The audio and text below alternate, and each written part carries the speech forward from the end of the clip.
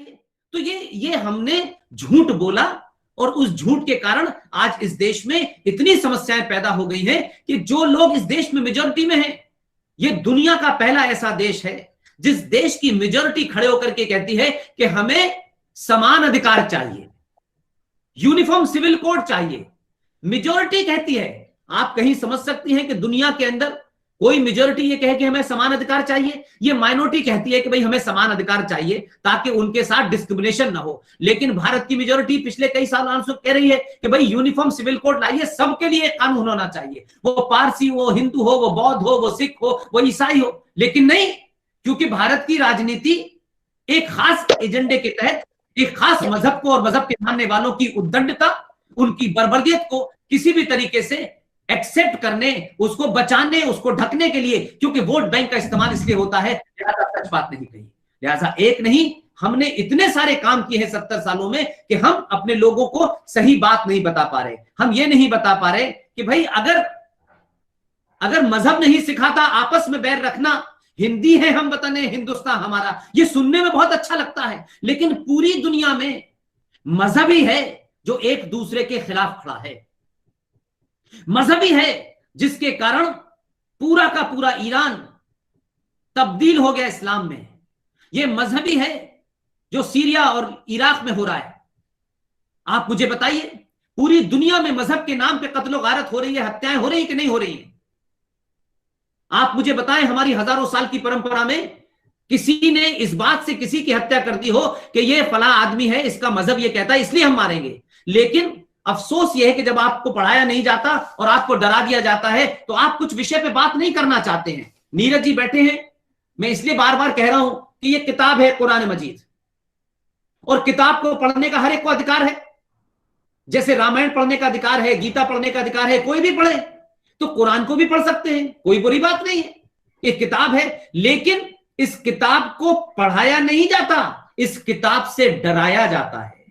इस किताब से डरो, पढ़ो मत इसे खोल के और हरे कपड़े में लपेट के ऊपर रख दो बस। और जब भी कोई बात के तो कुरान में ये लिखा है, तो मेरा कहना यह है कि जब कुरान को देश में लोग पढ़ने लगे तब पता चला कि कुरान मजीद के सिलसिले में दिल्ली की मजिस्ट्रेट कोर्ट ने, ये बात आपको कोई बताएगा नहीं, इसलिए कि लोगों के राजनीतिक स्वार्थ हैं, लोगों के संगठन चलाने के लिए स्वार्थ हैं, लोग चाहते हैं उनकी संगठन की दुकानें चलती रहें।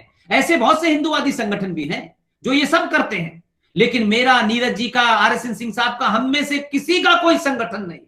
हम जानते हैं कि संगठन में जाने का मतलब होता है कि आप फिर उसकी परिभाषा में चले जाते हैं, उस डेफिनेशन में चले जाते हैं, लिहाजा सच बोलते वक्त आपके शब्दों में अमेंडमेंट होने लगता है। मैं कहना चाहता हूं, 31 जुलाई 1986 को दिल्ली की मजिस्ट्रेट कोर्ट ने एक केस दायर किया गया और कुरान मजीद पे बहस हुई। मजिस्ट्रेट का नाम था जस्टिस Z.S. लोहात, इसको आप गूगल करके देख सकते हैं। और उन्होंने कहा कि कुरान मजीद की ये 24 आयतें हैं जिसको पढ़ने के बाद भारत में मुसलमान दूसरे धर्म के लोगों को या दूसरी आस्थाओं को या परंपराओं के मानने वालों के साथ नहीं रह सकते, क्योंकि ये हेट फैलाती हैं, उनकी हत्या करने का आदेश देती हैं। लेकिन इस पर चर्चा नहीं होगी, क्योंकि इस पर चर्चा होगी तो वो गर्दन काटने का फतवा आपको दे देंगे। तो सवाल यह है कि अगर बीमारी कैंसर है तो कैंसर का इलाज करिए, तकलीफ होगी, हो सकता है 2-4 लोगों की हत्या कर दें, 2-4 लोगों को मार दें, लेकिन अगर भविष्य को ठीक करना है तो हम में से किसी ना किसी को वो बलिदान देना होगा। हमसे बहुत पहले लोग दे चुके हैं, हम कोई नया काम नहीं कर रहे हैं। लिहाजा हम कोशिश कर रहे हैं कि आप कंफ्यूजन बना रहे हैं, किताब लें, खरीदें और पढ़ें, और कुछ पूछें कि जब 30-35 करोड़ लोगों की किताब ही ये कहती है कि तुम्हारी हत्या बगैर किए हमारा मजहब पूरा नहीं होता, तो फिर हमारा आप भाई भाई कैसे हुए? ये भाईचारा कैसे हुआ? ये नहीं हो सकता। लिहाजा ये गंगा जमुना तहजीब का झूठ फैलाया गया। तो ये बहुत सारे नैरेटिव है, मैं समझता हूं, इसलिए पूरे इतिहास को पढ़ें और इस्लाम को पढ़ें और गलत गलत नैरेटिव में न जाएं। मैंने RSN सिंह साहब से अभी कुछ दिन पहले बात की, उन्होंने एक अच्छा शब्द कॉइन किया। उन्होंने कहा इस्लाम तो एक बड़ा लिटरेरी मीनिंग है, इस्लाम जैसे फिजिक्स है वैसे इस्लाम है। असल में उन्होंने कहा कि ये कुरानिक सिविलाइजेशन है जो मानवतावादी सिविलाइजेशन को चैलेंज कर रही है। ये कुरान है जो एक दूसरे के बीच में मतभेद पैदा करता है। ये कुरान है जो ये कहता है मेरे अलावा दूसरा नहीं हो सकता, मेरी बात ही सुप्रीम है, आई एम सुप्रीम। मैंने कभी नहीं कहा, हमारे देश में किसी ऋषि मुनि ने यह नहीं कहा कि आप हिंदुत्व को माने, आप सनातन को माने, हमने कभी नहीं कहा।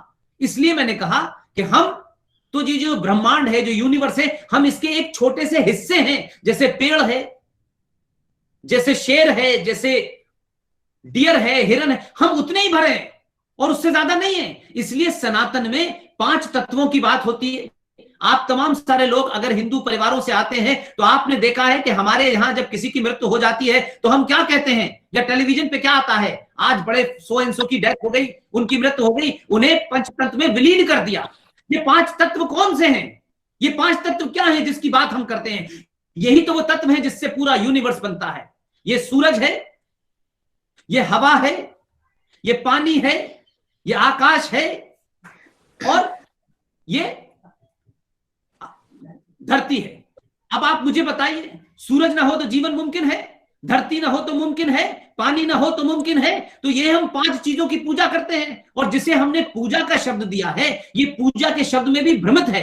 आप युवा लोग हैं इसलिए समझिए, आज आपको कोई आदमी कोई काम करता है, आप किसी से कोई काम करवाते हैं, तब भी आप आखिर में क्या कहते हैं? थैंक यू वेरी मच, बहुत बहुत धन्यवाद भाई आपका। आपको कोई एक गिलास पानी भी पिलाता है तो आप थैंक यू कहते हैं कि नहीं कहते हैं? तो हमारे जमाने में थैंक यू नहीं था, हमसे पहले थैंक यू शब्द नहीं था।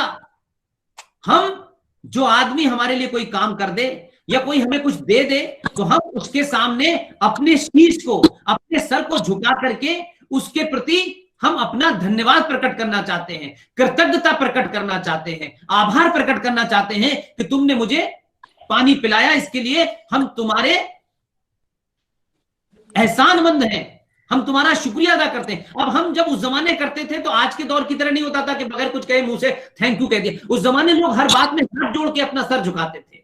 तो सूरज जो हमें एनर्जी देता है, जिससे हमें विटामिन डी मिलती है, उस सूरज को हम सुबह सुबह देख करके हाथ जोड़ के उसका नमस्कार करते थे कि ए सूरज तूने हमें एनर्जी दी। ए धरती हम जमीन पे पैर क्यों छूते हैं? आज मैराडोना की 2 दिन पहले 3 दिन पहले मृत्यु हुई है सर। आप जरा थोड़ी देर के लिए सोचिए कि मैराडोना से लेकर के दुनिया का हर बड़े से बड़ा खिलाड़ी जब मैदान में उतरता है तो जमीन को सीने से क्यों लगाता है, जमीन को माथे से क्यों लगाता है? Sir Pushpendra sir, sorry to interrupt you, but I would like to say that can you please conclude the topic you have covered? Okay, done. Okay. I would like to invite Neeraj sir now to present his views also. So sir, please you conclude and then Neeraj sir can continue. Okay. तो कुल मिलाकर के ये है कि जो आपने topic रखा है, जिनको आप इंटेलेक्चुअल कहती हैं, जिनको लोग देश इंटेलेक्चुअल मानता है, मैं ये मानता हूं कि वो इंटेलेक्चुअल नहीं है, they are intellectual terrorist, they are intellectually challenge. ये इंटेलेक्चुअल नहीं है, ये देश के लिए, समाज के लिए वो खतरनाक लोग हैं जो अपने निजी स्वार्थों के लिए आने वाली पीढ़ियों को मिसगाइड कर रहे हैं। हम में से किसी का कोई स्वार्थ नहीं है, हम ऐसे ही आए हैं, ऐसे ही चले जाएंगे। इसलिए हम अपने आप को कोई बुद्धिजीवी इंटेलेक्चुअल कहलाने के शौकीन नहीं है। अगर इस देश के विद्वानों ने इस देश के युवाओं के साथ जो जघन्य अपराध किया है, मैं तो नीरज जी की तारीफ करता हूं कि वो जिस तरीके से एक एक तथ्य को लाते हैं, रखते हैं और फिर पावर पॉइंट प्रेजेंटेशन देकर के उसको एक्सपोज करते हैं। लेकिन जब तक ये पीढ़ी समाप्त नहीं होगी या ऐसी जगह से बेदखल नहीं होगी, तब तक इस देश को सही रास्ते पे नहीं लाया जा सकता।